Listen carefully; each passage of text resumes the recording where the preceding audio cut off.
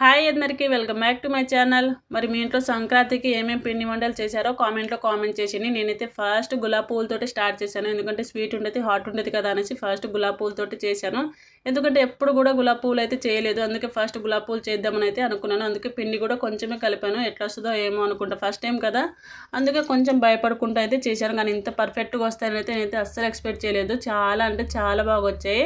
మరి నేను ఎలా చేశానో చూపిస్తాను, చూసేయండి. ఫస్ట్ అయితే ఒక కప్పు బియ్యం పిండి, ఒక కప్పు మైదా, హాఫ్ కప్పు షుగరు, కొంచెం సాల్ట్ని యాడ్ చేసుకొని ఇలా కొంచెం కొంచెం వాటర్ని వేసుకుంటూ పిండి మొత్తాన్ని కూడా బాగా కలుపుకోవాలి. ఎక్కడ కూడా ఉండలు లేకుండా ఈ విధంగా కలుపుకొని ఒక 10 నిమిషాలు మూత పెట్టి వదిలేసామంటే షుగర్ అంతా కూడా ఇలా బాగా మెల్ట్ అయిపోతుంది కదా, అప్పుడు పిండి అనేది ఇంకా లూజ్ అయిపోతుంది. ఈ విధంగా ఉంటే సరిపోతుంది. ఇక్కడ ఉండలు లేకుండా బాగా కలుపుకోవాలి పిండిని.